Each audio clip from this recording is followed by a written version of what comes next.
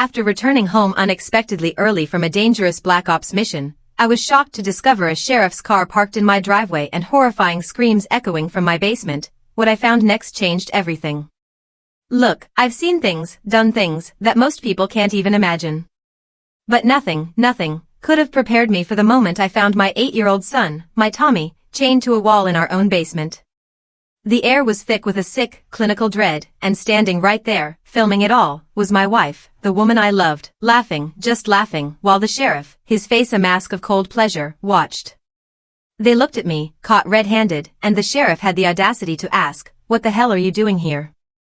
That's when it hit me. They had made a grave, irreversible mistake. They had touched my son, and for that, they would pay. My name is Dan Banks. I've killed 17 men in my career, each one a precise, necessary act. As I adjusted my dress blues in that military transport mirror, all I could think about was home. Ellen's warm smile, Tommy's excited chatter about baseball cards. 3 months of classified ops in Eastern Europe felt like a lifetime, but it was done. The arms dealer we'd tracked was now fish food in the Danube. My reflection showed a man carved from granite, 6'2", a face weathered by sun and war, marked by a scar from Kandahar. Steel gray eyes that usually looked too much, too sharp, but they softened when I thought of Ellen and Tommy. Ellen Grimes. My anchor. We met 7 years ago at a veteran support group. She'd lost her first husband in Iraq. She understood the weight we soldiers carried. When we married 2 years later, I inherited Tommy, 5 years old then, and he became the son I never had. Everything felt right, finally.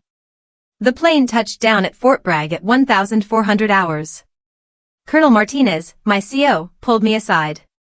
"Banks, you've got 2 weeks leave. Then we need to discuss your next assignment. Talk of a promotion, maybe a training position stateside." I nodded, distracted. I'd called Ellen that morning, told her I was coming home early, wanted to surprise Tommy at his little league game. Her voice had sounded strange. Distant. I chalked it up to the stress of single parenting while I was deployed. The drive to our modest 2-story in Faggville should have taken 40 minutes. I made it in 30, my heart pounding, eager to just hold them. But as I turned onto Maple Street, something felt wrong. My training kicked in, that heightened awareness, scanning for threats. A sheriff's cruiser sat in my driveway. North Carolina plates, local county. Not entirely unusual, Ellen volunteered with the police auxiliary. Maybe just a social visit. But my instincts, honed by years of staying alive in hostile territory, screamed danger. I parked across the street, watching. The house looked normal. Ellen's Honda in the garage. Tommy's bike on the front lawn. But the living room curtains were drawn tight, and it was only 3 in the afternoon. Ellen always kept them open, she loved natural light. Moving with the silence of a predator, I used my key, slipped in through the back door. The kitchen was pristine. Too clean. Ellen was neat, sure, but not obsessive. This felt staged. Then I heard voices from upstairs. Ellen's laugh, high and breathless. Followed by a man's deeper chuckle. My jaw clenched. The sounds were intimate. Private. But as I moved toward the stairs, a muffled sound from below caught my attention. The basement. A thumping, rhythmic, desperate. My blood turned to ice. "Tommy," I whispered. The basement door was locked from the outside. A deadbolt. Ellen had claimed it was for storage security. I'd installed it myself. My hands shook as I turned the lock, and what I found downstairs would haunt me forever.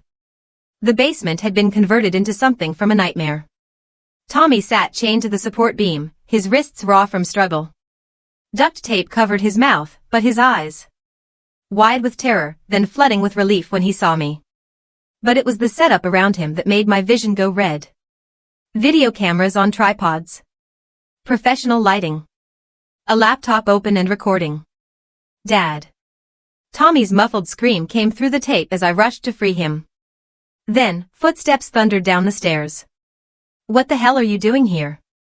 The voice was commanding, authoritative. I turned to see a tall man in a sheriff's uniform, mid-40s, blonde hair, cold blue eyes. His name tag read K. O'Neill. Behind him, Ellen appeared, her face pale, wearing only a silk robe. Dan, you weren't supposed to be back until when? My voice was deadly quiet as I pulled Tommy close, the boy clinging to me, sobbing. Until you finished whatever sick game this is? Sheriff Kelvin O'Neill's hand moved to his weapon. You need to calm down, soldier boy. You're interfering with official police business. My laugh was hollow, devoid of humor. Official business? Is that what you call chaining an 8-year-old in a basement? Let's see how long he survives, Ellen said. Her voice taking on a cruel edge I'd never heard. That's what we were going to find out. The woman I loved, trusted, married, was a stranger. Worse than a stranger. A monster. You made a grave mistake, I said, my voice carrying the promise of violence. You hurt my son. The standoff lasted maybe 3 seconds. I'd survived Fallujah, Helmand Province, countless classified operations, because I could process threat assessments faster than most people could blink. Sheriff Kelvin O'Neill was reaching for his service weapon. Ellen was backing toward what looked like a panic button mounted on the wall. And Tommy, my son in every way that mattered, was traumatized and needed immediate medical attention. I moved like death itself. My left hand caught O'Neill's wrist as the gun cleared leather, twisting with surgical precision until I heard bones snap. The weapon clattered across the concrete. My right elbow drove into his solar plexus, dropping him to his knees, gasping. Ellen's hand was inches from the alarm when my voice stopped her cold. Touch that button, and I'll break every bone in your body before I let you bleed out. She froze, recognizing something in my tone. The voice of a man who'd killed without hesitation, and would do so again. Tommy, I commanded, never taking my gaze off the 2 people who'd just destroyed my world. Close your eyes. The boy buried his face in my shoulder. Now, I continued, my voice conversational, but carrying the weight of absolute authority. You're going to explain what this is. All of it. O'Neill was clutching his broken wrist, his face twisted in pain and fury. You have no idea what you've walked into, Banks. This goes deeper than the shut up, Kelvin. Ellen snapped, then caught herself. The slip was telling. My eyes narrowed. Kelvin, not Sheriff O'Neill. How long has this been going on, Ellen? The woman I'd married looked nothing like the grieving widow I'd fallen in love with.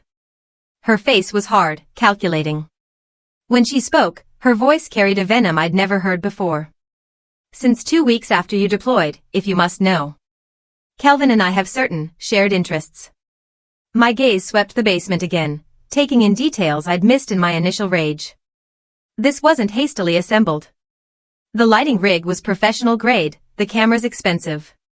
Multiple memory cards sat on a nearby table. The laptop showed a paused video, Tommy struggling against his chains while Ellen and O'Neill watched, commenting. How many? Others? My question was barely audible. What? Ellen asked. How many other children have you done this to? The silence was answer enough. I'd interrogated enemy combatants, broken-hardened terrorists. I knew how to read people.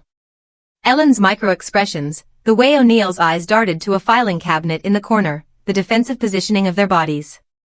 They weren't just sick. They were prolific. The support group, I realized aloud. You targeted widows, single mothers. Got close to their families. Ellen's smile was cold. Grief makes people so trusting. So grateful for attention. And your official position gave you access, I added, looking at O'Neill. How many officers are involved in this? Enough, O'Neill snarled. You think you can just waltz in here and play hero? We own this county. My boot connected with O'Neill's ribs, sending him sprawling. I asked how many. From the filing cabinet, I pulled out folders. Names, addresses, photographs of children. My hands shook as I rifled through them. Dozens of files. Some marked completed. Others, in progress. Tommy Baird, age 7, completed. Michelle Dickerson's daughter, age 6, completed. Martha Alexander's twin boys, age 9, in progress. You've been hunting children, I whispered, the full scope of their operation becoming clear. Ellen, you married me for cover. The grieving widow who found love again with a deployed soldier, someone who'd be gone for months at a time. You were perfect, she confirmed. No family nearby, classified work, couldn't discuss your schedule. And Tommy was such a sweet bonus. I wanted to kill them both right there. My hands twitched toward O'Neill's dropped weapon. But Tommy needed me rational. Needed me to think beyond my rage. These files represented other children, other families. This network had to be completely destroyed. Root and branch. How does the network operate? I asked. Ellen laughed. You think we're going to give you some dramatic villain monologue? You watch too many movies, Dan. No, I said quietly, pulling out my combat knife. You're going to tell me because the alternative is me taking pieces off you until you do. I've had extensive training in battlefield interrogation techniques. The blade caught the basement's harsh lighting. Ellen's confidence wavered. The families trust you, I continued, thinking aloud. Ellen provides emotional support, identifies vulnerable children. Kelvin uses his position to create opportunities. Wellness checks, safety programs, situations where children are isolated. Stop, Ellen whispered. But what's the endgame? These completed files. What happened to those children? O'Neill was backing against the wall, cradling his broken wrist. You don't understand the power structures involved here. This isn't just local. We have protection from federal level? I asked, cutting Ellen's warning short. State? How high does this go? The silence stretched. I looked at my wife, this stranger wearing Ellen's face, and felt something die inside me. Not love. That had been murdered the moment I found Tommy chained in our basement. But any remaining trace of the man who had believed in second chances, in redemption, in the possibility that people could change, that man was gone forever. Tommy, I said gently. I need you to go upstairs. Call Uncle Marcus. Marcus Webb was my former squad leader, now working private security in Charlotte. Tell him code black. He'll understand. As Tommy climbed the stairs on unsteady legs, I turned back to my prisoners. Because that's what they were now. Prisoners of war in a conflict they'd started the moment they touched my son. Here's what's going to happen, I said, my voice carrying the finality of a death sentence. You're going to give me every name, every location, every detail of this operation. Then you're going to help me destroy it completely. And if we refuse? O'Neill challenged. My smile was empty of everything except promise. Then I'll show you why they sent me to places that don't exist on maps, to do things that never happened. Marcus Webb arrived within 90 minutes, bringing equipment that would have made the NSA envious. My former team leader took one look at the basement setup and didn't ask questions. He simply began documenting everything with military precision. We'd been through enough black operations together to communicate with glances and gestures. How deep? Marcus asked, photographing the filing cabinet contents. Federal connections, according to our friend here. I nodded toward O'Neill, who was zip-tied to a chair. Ellen sat similarly restrained nearby, her earlier arrogance replaced by growing fear. Marcus whistled low.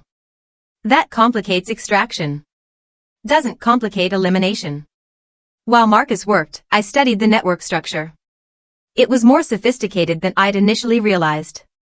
Ellen and O'Neill weren't just opportunistic predators. They were part of a coordinated system. The files revealed a pattern. Children were selected, isolated, and either used for local production or relocated to facilities in other states. The completed files weren't deaths, I realized with growing horror. They were sales records. Transport manifests, I said, finding a separate folder. They're trafficking them. Ellen finally spoke, her voice desperate. Dan, you have to understand. We never killed anyone. These children, they're going to people who can provide for them. Give them better lives. My backhand sent her chair skidding across the concrete. Better lives? Tommy was chained to a wall while you filmed him. Was that better? That was Kelvin's idea. He said we needed insurance. Something to keep you in line when you got back. Insurance? My voice was deadly quiet. O'Neill looked up from where he'd been feigning unconsciousness. We knew about your next assignment. Training position at Quantico. FBI liaison work. We needed someone on the inside. The scope of their plan hit me like a physical blow. They'd orchestrated everything. The marriage, the adoption, my military career trajectory. I wasn't a husband who'd been betrayed. I was a mark who'd been played from the beginning. How long has this been planned? I demanded. 3 years, Ellen admitted. Since we identified you as a high-value target. Marcus paused his documentation. Target for what? Recruitment, O'Neill said. The network always needs military assets, especially special operations personnel with clean records and psychological evaluation scores indicating strong moral flexibility under pressure. Moral flexibility, I repeated. You thought torture would make me join you? We thought finding Tommy's body would break you, Ellen said, matter-of-factly. Grief makes people malleable. Then Kelvin would investigate, be your shoulder to cry on, introduce you to opportunities for financial enhancement. It's worked before. I stood perfectly still, processing the revelation. They'd planned to murder Tommy, then use my grief to recruit me into child trafficking. The cold calculation of it was staggering. The other families, I said. How many military targets? 17 active recruitments, O'Neill answered, perhaps hoping cooperation might save his life. Different approaches for different psychological profiles. Some through romance, others through financial pressure, blackmail, or family threats. Marcus held up a file marked Operation Broken Arrow. Inside were psychological profiles of special operations personnel, their weaknesses, their families. My own profile was there. Marked Primary. Target, Phase 3. Phase 3? Marcus asked. Activation, Ellen explained. Once recruited, assets are given increasingly sensitive assignments. Eventually, they become full operational partners. I realized the true scope of what I was facing. This wasn't just a local trafficking ring. It was a systematic corruption network targeting the military's most elite units. How many good soldiers had been turned? How many children had been sacrificed to build this cancer inside America's defense structure? Communications, I said. How do you coordinate with other cells? Neither answered. I picked up my knife. I'm going to count to 3. Then I start removing fingers.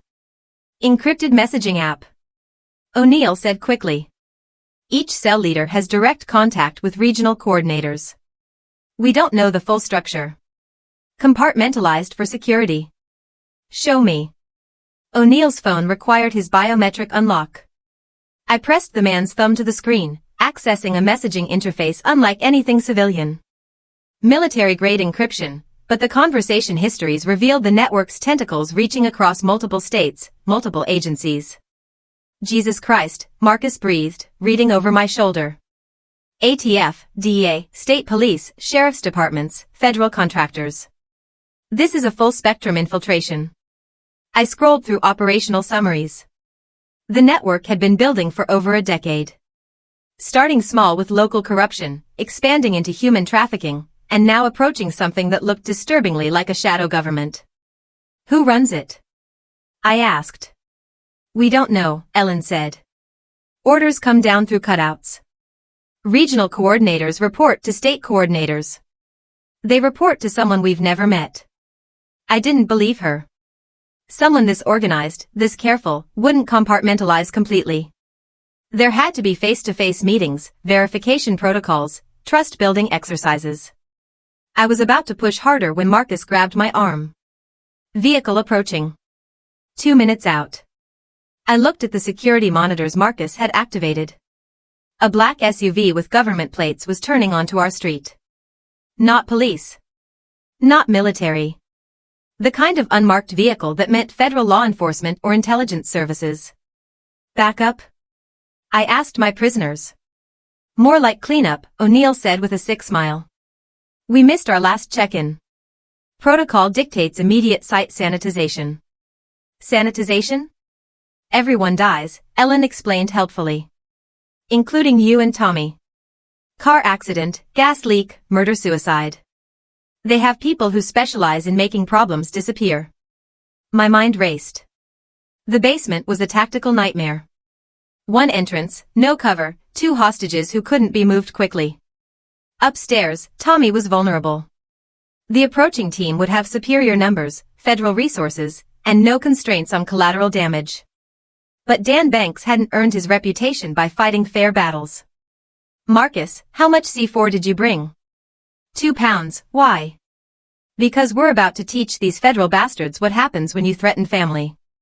My smile was the last thing either Ellen or O'Neill ever saw. The explosion took out the basement, the foundation, and the better part of the first floor.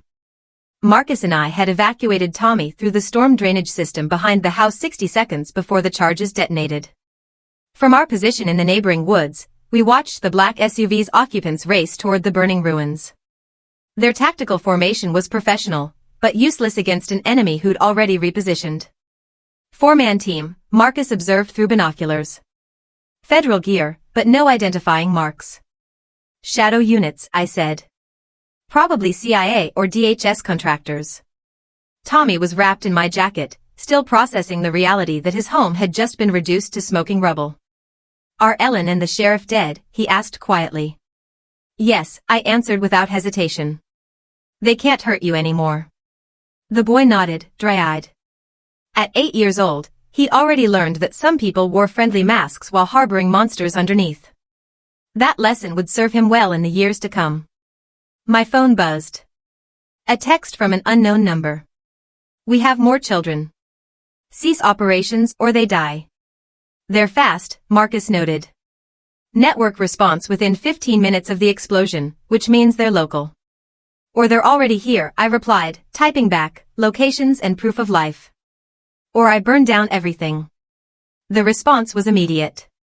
Photographs of 5 children, ages ranging from 6 to 10.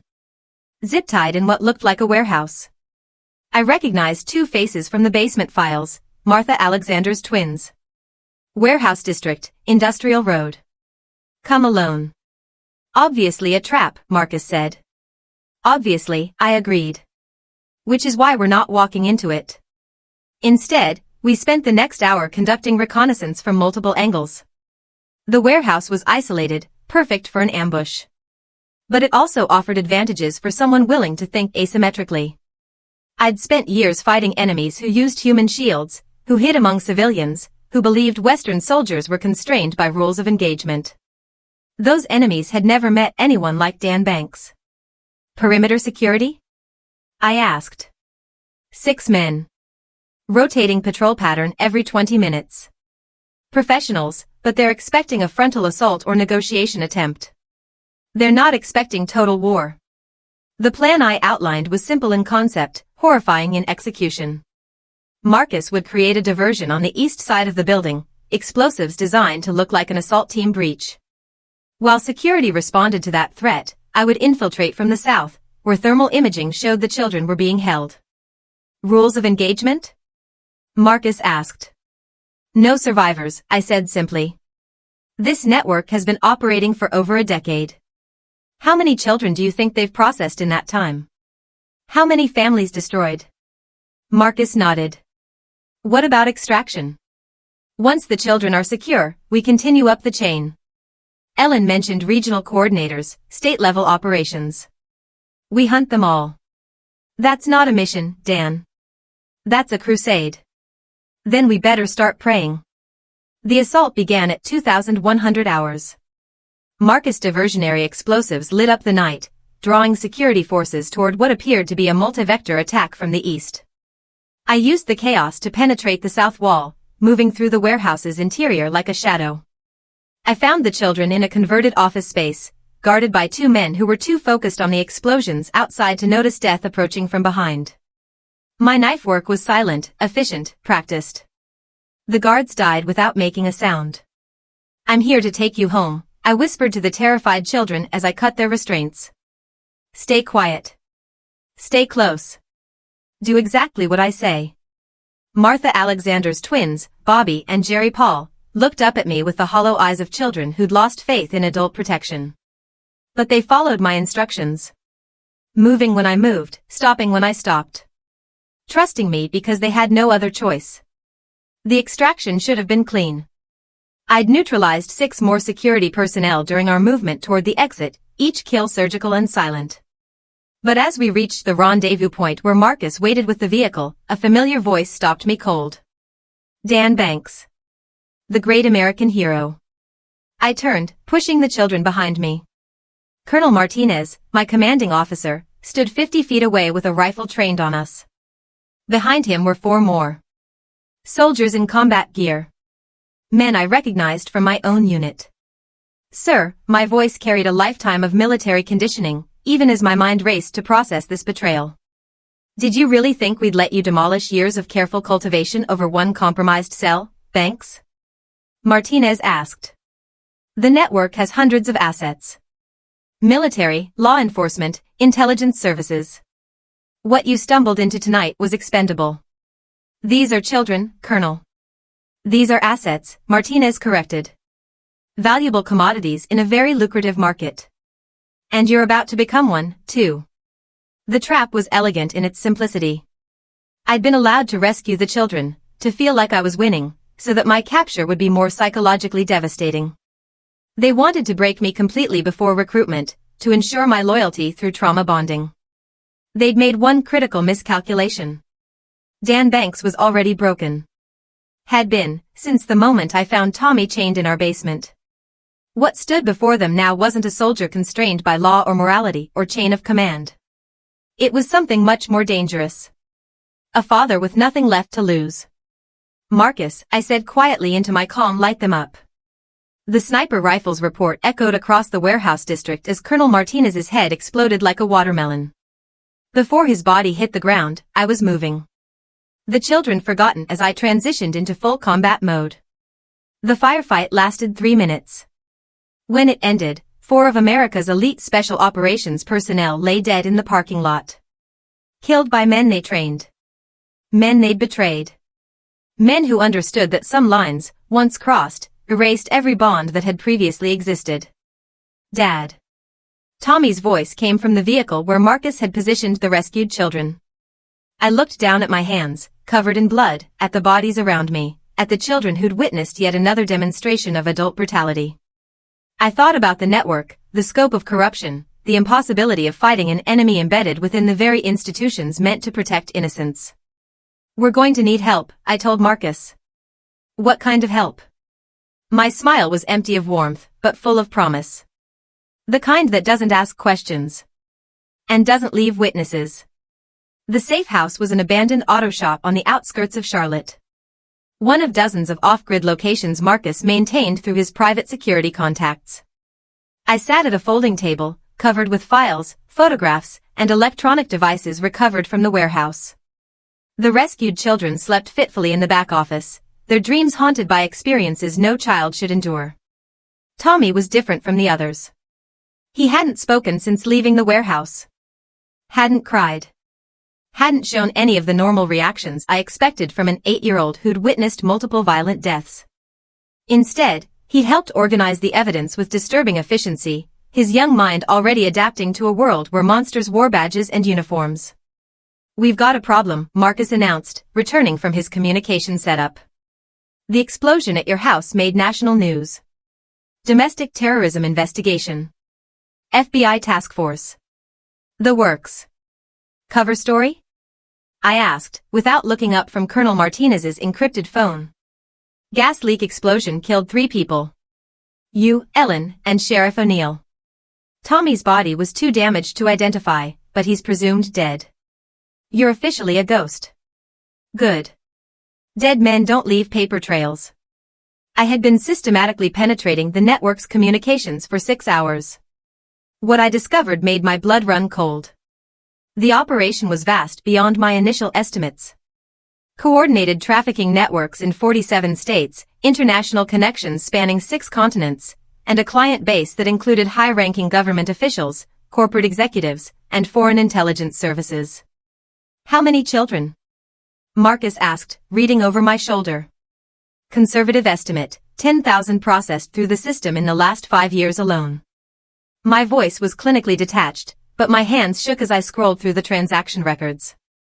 Average price point between 50 and 200,000, depending on age, appearance, and specifications. Specifications? Training. Some clients prefer children who've been broken in specific ways. Others want them completely undamaged. The network accommodates both markets. Marcus was quiet for a long moment. That's not law enforcement corruption, Dan. That's a parallel economy with revenue streams approaching $2 billion annually. They're not just trafficking children, I confirmed. They're farming them. Foster systems, overseas orphanages, refugee programs. All compromised, all feeding into this machine. The scope was staggering. What I had initially thought was a regional trafficking ring was actually a sophisticated international enterprise with the resources and protection of a small nation. Fighting it through traditional channels would be impossible. Too many judges bought. Too many legislators compromised. Too many law enforcement agencies infiltrated. But I wasn't planning to fight through traditional channels. I need Henry Goodwin, I said. Marcus raised an eyebrow. The fixer. Dan, that man is completely off the reservation. No government oversight, no rules of engagement, no accountability. Exactly. Henry Goodwin had been my handler during my most classified operations. The missions that didn't exist, in countries America had never officially entered, targeting individuals who'd never been officially identified. When Goodwin disappeared from government service 5 years ago, rumors suggested he'd gone freelance, offering his services to the highest bidder. I was betting those rumors were true. How do we find him? Marcus asked. We don't. He finds us. I activated an emergency communication protocol I'd memorized but never used. A series of coded messages posted to specific online forums, designed to reach Goodwin wherever he might be operating. The response came within 2 hours. Coordinates for a meeting in an abandoned textile mill outside Greensboro. Could be a trap, Marcus warned. Everything's a trap now, I replied. The question is whether we spring it first. We arrived at the textile mill armed for war, but Goodwin was waiting alone, sitting on a concrete ledge, smoking a cigarette. He looked older than I remembered. Gray hair, deeper lines around his eyes. The worn appearance of a man who'd stared into humanity's darkest corners and lost pieces of his soul along the way. Dan Banks, Goodwin said, without turning around. I heard you died in a gas explosion. Reports of my death have been greatly exaggerated. Along with my wife and son. According to the news reports. Goodwin's eyes found Tommy, who stood beside me with the watchful stillness of a child who'd learned that safety was temporary. Interesting. I need your help, Henry. I gathered that from your rather dramatic communication method. Goodwin stubbed out his cigarette. What's the target? I handed him a folder containing everything we'd uncovered about the network. Goodwin read in silence, his expression never changing, but I noticed his hands tighten on the papers. Ambitious, Goodwin said, finally. Stupid, but ambitious. You want to declare war on an organization with billions in resources, federal protection, and international connections? Yes. Using what army? Whatever army you can provide. Goodwin laughed, but there was no humor in it. My services don't come cheap, Dan. And this isn't the kind of job with a high survival rate. Name your price. Complete operational autonomy. No oversight. No rules of engagement. No questions about methods or casualties. Done. And when it's over, when this network is completely destroyed, you and I never met. You know nothing about what happens next. I considered this. What happens next? International expansion. There are similar networks in Europe, Asia, South America. All connected, all feeding the same global market. Destroying the American operation will just be the beginning. The implications hit me like a physical blow. This wasn't about saving my son or getting revenge on Ellen and O'Neill. This was about uncovering a cancer that had metastasized throughout human civilization itself. How long have you known? I asked. Years, Goodwin admitted. I've been building assets, gathering intelligence, waiting for the right moment to move. Your little domestic situation just provided the perfect catalyst. You've been watching me. I've been watching everyone, Dan. The network recruits from military special operations for a reason. We're the only people with the skills and moral flexibility to fight them effectively. I realized I was being recruited again, but this time for a war I believed in. What do you need from me? Complete access to your intelligence, your contacts, your son's testimony about network operations. Tommy's 8 years old. Tommy's 8 years old and has seen more of their operational structure than most federal investigators. Children notice things adults miss. Faces, voices, procedures, security measures. I looked at my son. This boy, who'd been through hell, but was still standing, still fighting, still trusting me to make the right choices. Tommy, what do you think? The boy's voice was steady, older than his years. I think they hurt other kids like they hurt me. And I think someone should stop them. Goodwin smiled. The first genuine expression I'd seen from him. I like this kid. For what? Survival, Goodwin said simply. In the war that's coming, that's going to be the most valuable skill of all. The war began at 0300 hours on a Tuesday morning with the systematic elimination of 7 network coordinators across 4 states. Goodwin's assets moved like shadows, former special operations personnel, intelligence operatives, and mercenaries who'd been cast out by various governments for being too efficient at violence. They struck simultaneously, precisely, leaving no survivors and no evidence that could be traced back to any organization or individual. I coordinated from the Charlotte safe house, using encrypted communications to track progress and adjust targets based on real-time intelligence. Tommy had provided detailed descriptions of the men who'd visited Ellen and O'Neill, and facial recognition software had identified 12 key players in the regional network. By dawn, 8 of them were dead. Response time? I asked as reports filtered in. Faster than expected, Goodwin replied through the secure link. Federal task force is mobilizing in all affected areas. Someone high up is making phone calls. How high? High enough to coordinate FBI, DEA, and DHS assets within 6 hours of the first hit. This has cabinet-level attention. I processed this information while studying the network's communication traffic. The simultaneous strikes had triggered emergency protocols, safe houses being evacuated, assets being relocated, operations being suspended. But they'd also revealed the network's true scope through their panic responses. They're pulling back to hardened positions, Marcus observed, monitoring electronic intercepts. Consolidating in 3 primary locations. The locations were strategically chosen: a private military contractor's compound in Virginia, a federal law enforcement training facility in Georgia, and a religious retreat in Montana that served as cover for a broader operation. Each site was heavily defended, officially sanctioned, and legally untouchable through conventional law enforcement. Fortress strategy, I said. They're betting we don't have the resources for sustained siege operations. Do we? Marcus asked. We're about to find out. Tommy had been quiet through the morning briefings, sitting in the corner with a tablet computer and the network's recovered files. I'd given him access to the children's photographs, hoping he might recognize faces or provide additional intelligence about the trafficking operations. What I hadn't expected was for my 8-year-old son to become a tactical analyst. Dad, Tommy said, looking up from the screen. I think there's something else. What do you mean? Tommy pulled up a series of financial records that had been recovered from Colonel Martinez's files. These numbers don't match. I looked over my son's shoulder at columns of figures that meant nothing to me. I don't understand. The children, Tommy explained with the matter-of-fact tone of someone discussing inventory. They're saying they processed 10,000 kids, but the money they received was for maybe 3,000. Marcus joined us, studying the financial analysis Tommy had performed. The revenue projections versus actual payments show a significant discrepancy. What does that mean? It means they're lying about the numbers, Tommy said. Either they processed fewer children or some of them weren't sold, Marcus finished. The implications sent ice through my veins. If 7,000 children hadn't been trafficked to external buyers, where were they?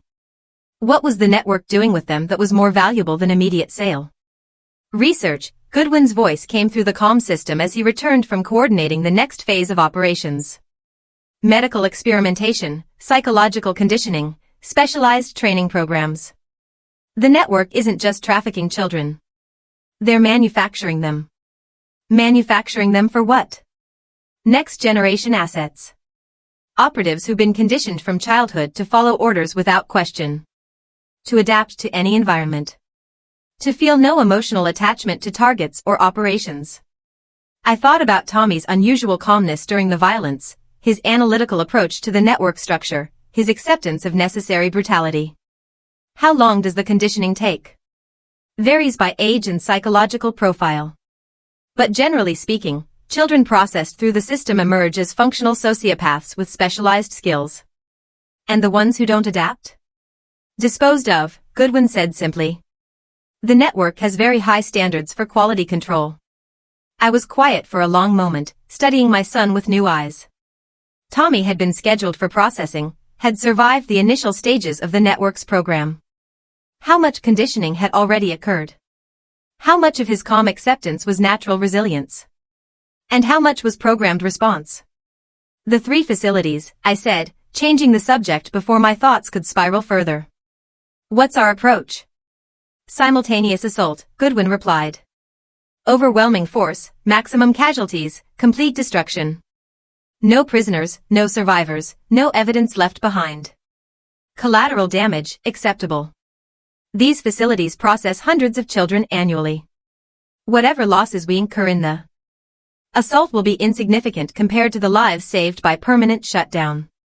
Marcus was studying satellite imagery of the 3 targets. The Virginia compound has military-grade defenses.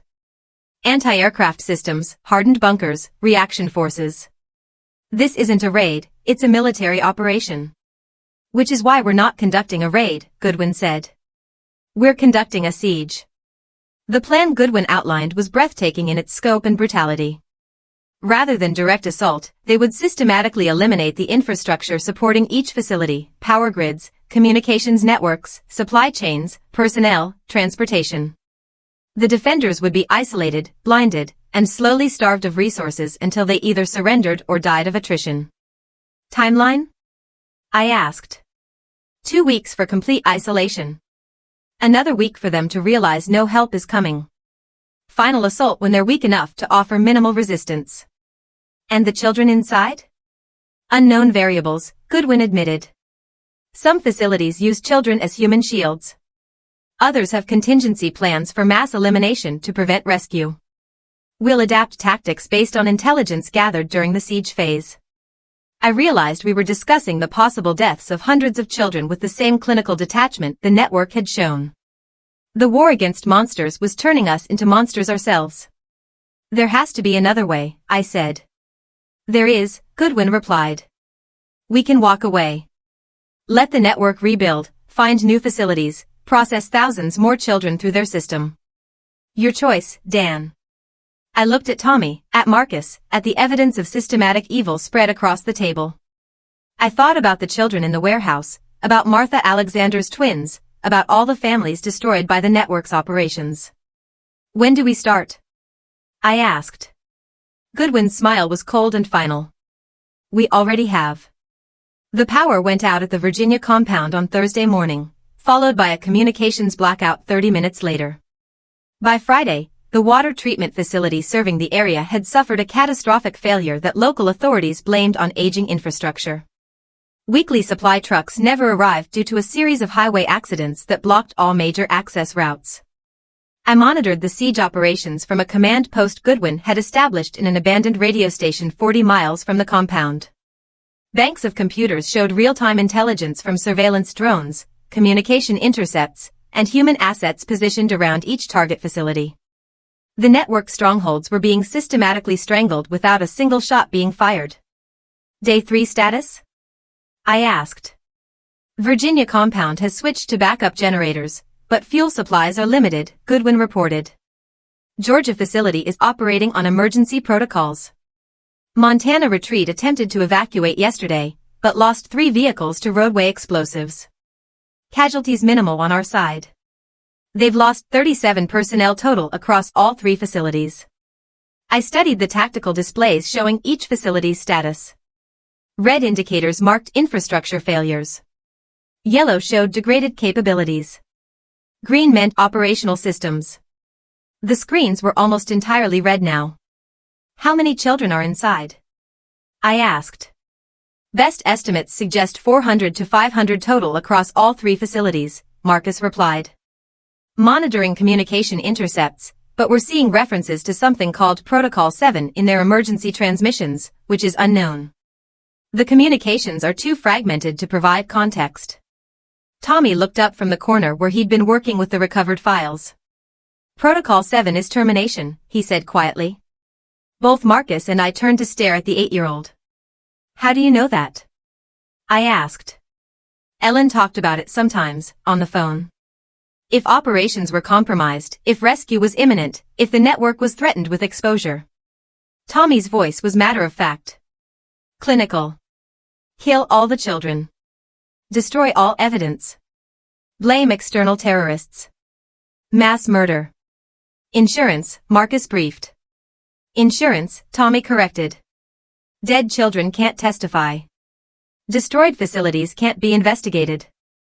Terrorist attacks justify increased security funding. I felt something cold settle in my stomach. How long before they implement Protocol 7? Usually 72 hours after initial compromise detection, Tommy replied, consulting his notes. But variables include external pressure, media attention, and assessment of rescue probability. Which means tomorrow, Goodwin said, having listened to the conversation. They implement tomorrow morning. Which means we assault tonight. The plan for simultaneous assault had been refined over 3 days of surveillance and intelligence gathering. Each facility would be hit by separate teams using different tactics. The Virginia compound required heavy assault due to its military defenses. Georgia would be infiltrated through their compromised water system. And Montana would face a siege-breaking ground attack designed to look like domestic terrorism. Rules of engagement? I asked. Kill everyone except children, Goodwin replied. Anyone old enough to be complicit in the operation dies. Anyone young enough to be a victim gets extracted. How do we tell the difference? Age cutoff is 16. Below that, they're victims. Above that, they're combatants. I thought about teenage victims who might have been conditioned into compliance, about young adults who'd been processed through the system and emerged as operational assets. The age cutoff was arbitrary, brutal, and probably the best we could do under the circumstances. What about evidence preservation? Marcus asked. Secondary priority, Goodwin said. Children first, intelligence second. Everything else is expendable. The briefing continued for another hour, covering extraction routes, communication protocols, and contingency plans for everything from air support to nuclear attack. Goodwin's operation had resources I hadn't imagined. Private military contractors, foreign intelligence assets, and technology that officially didn't exist. Who's funding this? I asked during a break. People who've been waiting for someone to declare war on the network, Goodwin replied. Wealthy families whose children were taken. Foreign governments tired of their citizens being trafficked. Intelligence services that lost personnel to network recruitment efforts. How long have you been planning this? 8 years. Since my own daughter disappeared during a school trip to Washington, D.C. I went quiet. I'd never known Goodwin had a family. Had never thought about the personal motivations driving this operation. Did you find her? 2 years ago, in a facility in Thailand. Completely broken. Completely programmed. Goodwin's voice was steady, controlled. She didn't recognize me. Didn't remember her name, her childhood, her life before. They'd turned her into something else entirely. What happened to her? She's in a specialized facility now. Deprogramming therapy. Attempting to rebuild some semblance of human emotion. Goodwin looked directly at me. The doctors say she might recover basic function within 5 to 10 years. She might never remember being my daughter. I'm sorry. Don't be sorry. Be effective. As night fell, the assault teams moved into position around each target facility. I found myself assigned to the Virginia compound, leading a 12-man team through the perimeter defenses that had been systematically degraded over the past 3 days. Tommy remained at the command post with Marcus, monitoring communications and providing tactical intelligence based on his knowledge of network procedures. Overwatch in position, came the report through my earpiece. Breach teams ready. Support elements standing by. I looked at the compound through my night vision scope. 3 days of siege had taken their toll. Emergency lighting instead of full illumination. Reduced patrol patterns. Defensive positions that suggested desperation rather than confidence. Execute, Goodwin commanded. The war's final phase began with silence, broken by sudden, devastating violence. The assault on the Virginia compound lasted 47 minutes and left the facility looking like a war zone. My team had breached through the eastern perimeter while diversionary attacks drew defenders toward multiple false targets. By the time the network security forces realized the true nature of the assault, half their personnel were dead, and the facility's children were being evacuated through tunnels I hadn't known existed. 63 children extracted, Marcus reported through the comm system as I moved through the compound's administrative sections. Ages 4 to 15. Various states of conditioning and physical trauma. Opposition casualties? I asked, stepping over the body of a guard who'd been trying to execute children when my bullets found him. All hostile personnel neutralized. No survivors. I had stopped counting my personal kills after the first dozen. The network's defenders had fought with the desperation of men who knew capture meant either life imprisonment or immediate execution. But they'd been outgunned, outmaneuvered, and completely unprepared for an enemy with unlimited resources and no moral constraints. Administrative sections secured, I reported, finding myself in what appeared to be the facility's command center. Banks of computers showed operational data from sites across the globe. The American network was apparently just one branch of an international operation spanning every continent. Georgia facility reporting successful extraction, came another voice through the calm. 41 children recovered. Facility destroyed. Montana status, complications. They implemented Protocol 7 before we breached. 38 children confirmed dead. Perpetrators eliminated. I felt the weight of those 38 deaths settle on my shoulders. 38 children who might have been saved if we'd moved faster, planned better, anticipated the network's desperation more accurately. Download everything, Goodwin's voice cut through my guilt. We need complete intelligence on global operations. I began copying files from the command center servers, transferring terabytes of data that would take months to analyze fully, transaction records, personnel files, operational procedures, client databases, everything the network had accumulated over years of systematic evil. Movement on the perimeter, someone reported. Federal vehicles approaching from multiple directions. How many? Convoy strength? Looks like a full federal response. I realized we were about to transition from a rescue operation to a firefight with American law enforcement. The network's federal connections were mobilizing to protect their investment, probably with orders to eliminate all witnesses and classify the entire incident. Extraction protocols? I asked. Negative, Goodwin replied. We hold position and complete the mission. Against federal agents. Against enemy combatants wearing federal uniforms. The distinction was important. I'd spent my career following orders, respecting authority, believing in the institutions I'd sworn to protect. But those institutions had been compromised, corrupted, turned into weapons against the innocent. The federal agents approaching weren't coming to rescue children or arrest criminals. They were coming to preserve a system that trafficked human beings for profit. ROE confirmed, I said into my comm, anyone not wearing our colors is hostile. The siege's second phase began when federal vehicles surrounded the compound and loudspeakers announced demands for immediate surrender. I could see the tactical teams deploying. Professional movements that suggested military or paramilitary training. These weren't ordinary federal agents. They were specialists, the kind of people who handled situations that couldn't be allowed to exist officially. Counter-siege in progress, Marcus reported from the command post. They're not trying to breach. They're trying to contain. Meaning they want to starve us out. Force negotiation. Find out what we know before elimination. I checked my ammunition count. Enough for extended engagement, but not indefinite resistance. Around me, Goodwin's assets were taking defensive positions throughout the compound, turning the network's own fortifications against their federal protectors. Intelligence transfer complete, I reported. All data copied and transmitted to remote servers. Phase 2 initiation. Global network exposure begins now, Goodwin announced. While I had been extracting data from the Virginia compound, Goodwin's international assets had been positioning themselves to release everything simultaneously. News organizations across 6 continents would receive complete documentation of the network's operations within the hour: client lists, financial records, operational procedures, video evidence of systematic abuse. What happens when that information goes public? I asked. War, Goodwin replied simply. Real war. Governments will fall. Intelligence services will be purged. Entire law enforcement agencies will be dissolved and rebuilt.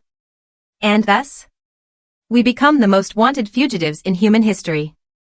The Federal Containment Force opened fire at 0347 hours. But their initial volleys hit empty positions. Goodwin's people had spent 3 days studying the compound's defensive capabilities and had positioned themselves to maximize the attackers' disadvantages. The network had built their facility to keep people in, not to keep determined enemies out. Casualty report. I called out, bullets shattering windows around me. 2 wounded, none killed. They're holding back, trying to minimize damage to the facility. Why? Evidence preservation. Tommy's voice came through the calm from the distant command post. They need to control the narrative. Make it look like domestic terrorism instead of a rescue operation. My 8-year-old son was providing tactical analysis during a federal assault.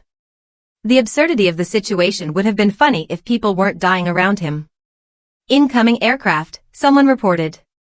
Multiple helicopters. Military grade. I looked through a shattered window to see attack helicopters approaching from the south. Not police or federal law enforcement. Military assets that shouldn't have been operating on American soil without extraordinary authorization. How high does this go? I wondered aloud. All the way to the top, Goodwin answered. The network has been protected at the highest levels of government for over a decade. We just declared war on people who could authorize nuclear strikes. The helicopters opened fire with machine guns designed to destroy armored vehicles. The compound's walls, built to contain children, offered no protection against military-grade weapons. I threw myself behind a concrete barrier as bullets turned the air around me into a metal storm. This is it, I said into my comm. If anyone wants to surrender, now's the time. Negative, came the immediate response from multiple voices. We finish this. I smiled, despite the circumstances. I was surrounded by the most dangerous men in the world, facing impossible odds against an enemy with unlimited resources, fighting a war that would probably end with all of us dead. It was exactly where I belonged. Tommy, I said into my comm, I need you to know something. What, Dad? I'm proud of you. Whatever happens tonight, remember that you helped save a lot of children. I know, Tommy replied, his voice steady. And Dad, make them pay for what they did to us. I checked my rifle, counted my remaining ammunition, and prepared to teach America's shadow government what happened when they threatened my family. For Tommy, I said. For all the children, Goodwin replied. The final battle began. 3 weeks after the Virginia compound burned, Dan Banks officially didn't exist. The federal government had classified the entire incident, declared all participants dead, and begun the systematic process of erasing any evidence that the network had ever operated on American soil. News organizations that had received Goodwin's intelligence packages found their stories killed by national security orders. Their reporters reassigned or simply disappeared, but the information had already spread too far to contain completely. I sat in a cafe in Prague, reading news reports on a laptop connected through 7 proxy servers. The European Union had launched formal investigations into trafficking networks in 12 member nations. The Australian Parliament was conducting emergency sessions about institutional corruption. 3 African governments had fallen when their involvement in child trafficking was exposed. America remained officially silent, but unofficial sources suggested massive purges within federal law enforcement, intelligence services, and military special operations. The network's American branch was being systematically destroyed, its assets eliminated, its facilities closed and sanitized. Coffee? Tommy asked, sliding into the seat across from me. My son looked older than his 8 years, carried himself with the quiet confidence of someone who'd seen the world's worst possibilities and survived them. We'd spent the 3 weeks traveling across Europe, using new identities Goodwin had provided, staying ahead of the international manhunt that followed our escape from Virginia. Any word from Marcus? Tommy asked. He was still in hiding. The bounty on our heads is up to $50 million now, each. Combined. Apparently, we're worth more as a package deal. Tommy nodded, processing this information with the matter-of-fact acceptance he developed since our ordeal began. What's our next move? I studied my son's face, looking for traces of the innocent childhood existed before Ellen's betrayal. I found very little. The boy sitting across from me was calculating, observant, emotionally controlled. Everything the network had tried to create through their conditioning programs. What do you want to do? I asked. I want to find the other facilities Goodwin mentioned, the international operations. I want to help more children like we helped in Virginia. That's not a life for a child, Tommy. I'm not a child anymore, Tommy replied simply. Haven't been since I woke up chained in our basement. I realized my son was right. The network had destroyed Tommy's childhood, turned him into something else entirely. The question was whether that transformation was irreversible damage or evolutionary adaptation. There are 127 confirmed facilities across 6 continents, I said, opening another file on the laptop. Conservative estimates suggest 50,000 children currently being processed through the global network. How long to shut them all down? Years. Maybe decades. And that's assuming we survive the first few operations. Tommy was quiet for a moment, studying the intelligence reports I had been reviewing. What about the money? What money? The network's financial assets. They processed billions of dollars through this system. Where did it all go? I had been wondering the same thing. The intelligence we'd recovered showed massive revenue streams, but traditional banking records suggested much smaller account balances. The network's wealth had been hidden somewhere, probably in preparation for exactly this kind of systematic exposure. Goodwin thinks it's in cryptocurrency and offshore accounts, I said.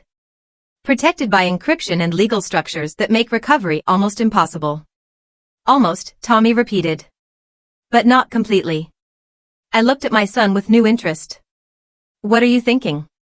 The network needed accountants, financial managers, people who understood complex transactions. They couldn't run a multi-billion-dollar operation using only thugs and killers. So, some of those financial people might still be alive. Might be willing to cooperate if they thought cooperation was their only chance of survival. I realized Tommy was proposing we hunt down the network's surviving financial infrastructure and extract account information through interrogation and intimidation. It was a sound tactical approach, but it would require us to become exactly the kind of people we'd been fighting against. That's a dangerous path, I warned. Everything's dangerous now, Tommy replied.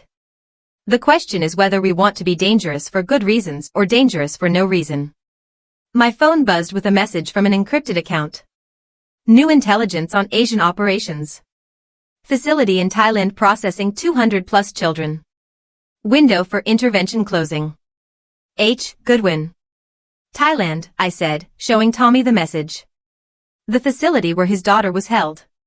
Probably where Goodwin had been planning this for 8 years. Tommy stood up, leaving money on the table for our coffee. Then we better not keep him waiting. As we walked through Prague's crowded streets, I realized we'd crossed a line from which there was no return. We weren't trying to return to a normal life, weren't planning to eventually stop fighting and settle somewhere safe.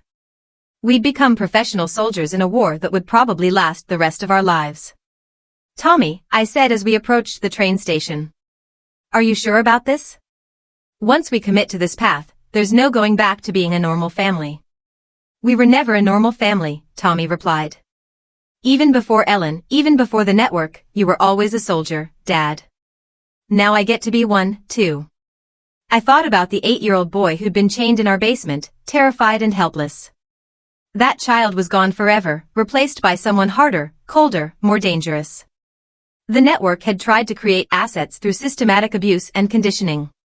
Instead, they created their own perfect enemy. What do you want to be when you grow up? I asked as we boarded the train to Vienna. Tommy's smile was empty of childhood innocence, but full of deadly promise. Exactly what I am now, just better at it. The train pulled away from the station, carrying us toward our next mission, our next facility, our next opportunity to save children and destroy monsters. Behind us, Prague disappeared into the distance. Ahead lay Thailand, Henry Goodwin, and a facility processing 200 children who were running out of time. Dan Banks was dead, officially and legally. But the man who'd taken his place was perfectly suited for the war that lay ahead. A father with nothing left to lose and everything to fight for, partnered with a son who'd been forged in the network's own crucible and emerged as something they'd never anticipated. Together, we would hunt the monsters who destroyed our family. Together, we would save as many children as possible. And together, we would burn down every facility, every safe house, every operational center the network had built over decades of systematic evil.